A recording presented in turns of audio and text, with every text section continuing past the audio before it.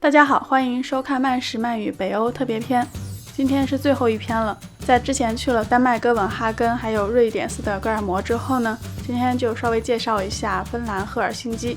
在斯德哥尔摩和赫尔辛基之间呢，有那种隔夜的渡轮往返，在船上看看夕阳，吃晚餐，喝酒，做 SPA， 这样睡一晚上呢，第二天就可以到赫尔辛基了。在赫尔辛基待的时间比较短，但是也有留下一些比较深刻的印象，像是有去一家非常著名的叫 Savoy 的餐厅吃饭，这家餐厅在当地非常的知名。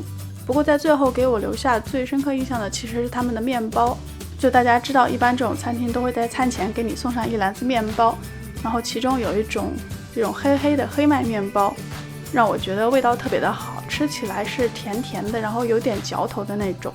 所以今天呢，就教大家做这个芬兰圣诞黑麦面包。首先看一下原料，做这个面包呢，用到的是黑麦粉和全麦粉，非常的健康啊。此外还需要一些黄油、酸奶、红糖、酵母、橙子和小茴香。首先第一步是做糖浆，把红糖和等量的热水在小锅中融化，放入黄油，加入1小撮的盐，煮到糖浆沸腾，黄油融化。接着呢，再倒入这个小茴香，小茴香会给这个面包带来一种特殊的香味儿。关火之后，把这个混合液倒入大碗中。接着呢，把酸奶倒进去，搅一下。这里我用的是无糖的酸奶，要质地非常浓稠的那种。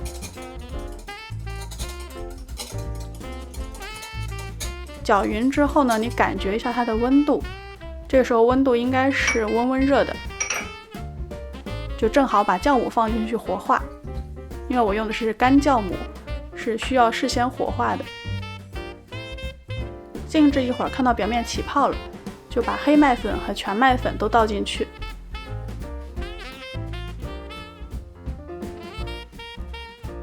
接着呢，要把这个橙子皮擦成碎屑。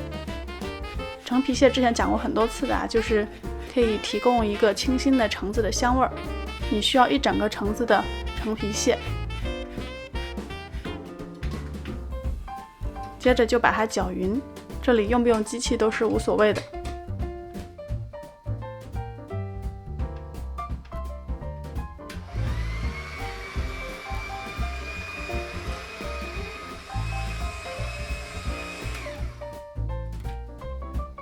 这个时候面还太干呢，我们需要再加一些橙汁进去，就是刚才擦过橙皮屑的橙子，挤大概1/3到1/2个橙子的橙汁进去，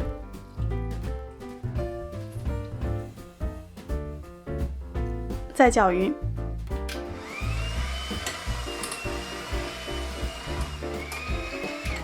最后会形成一个略有一点湿黏的面团。把它转移到案板上，案板上事先撒了少许的全麦粉防粘，这样稍微的揉一下面。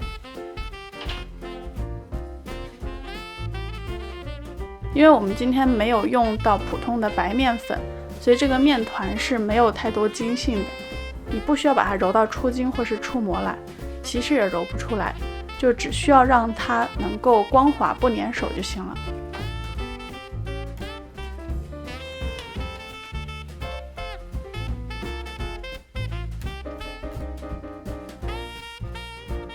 现在团成一个球，找一个碗，拿1小块黄油在碗的内壁这样擦一圈，一会儿防粘。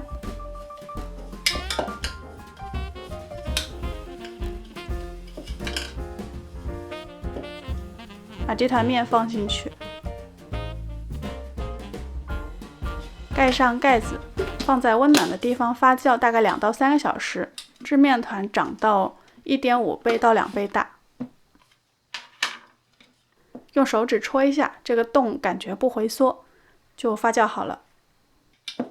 把面团倒出来，稍微的按压一下，把里头的气体压出来，然后再重新的团成一个球。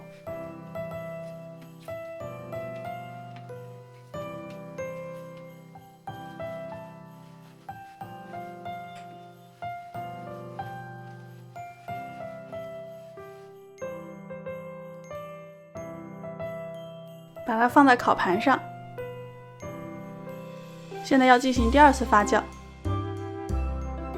在烤箱中放入1盘开水，放在最下层，再把面团放进去，关上烤箱，这样制造一个有蒸汽的温暖的环境，让面团在这个环境中第2次发酵，大概需要半个多小时到1个小时吧，发到2倍大。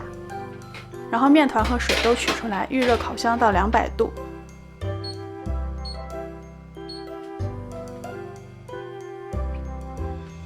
这时候在面团上用叉子戳一些洞，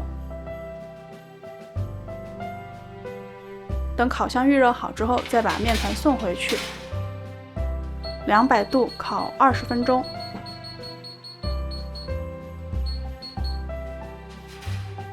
然后拿出来，这个时候面包还没有完全熟，我们要在表面刷上一层糖水，就是红糖和热水1:2的比例混合，把这个红糖水均匀的刷在面包的表层，这样的一个是给面包增加一个甜味儿，另一个是让它表面可以烤出漂亮的红棕色。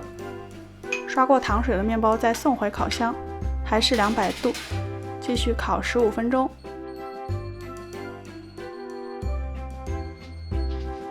烤好的面包就是这样子，表面是非常有光泽的红棕色。拿出来稍微晾凉一下，在它温热的时候就可以切片来吃了。这款黑麦面包呢，里头有红糖，有橙汁，有橙子皮，还有小茴香，整个是非常香甜的。所以虽然里头只用到了黑麦和全麦粉这种非常健康的粗粮，但是吃起来也并没有那种很粗糙的感觉。在它温热的时候抹上一点软化的黄油，吃味道就很好了。最后呢，还是不要忘记给我点赞，并且订阅我的频道。慢食慢语北欧篇到此结束，咱们下期慢达小馆再见。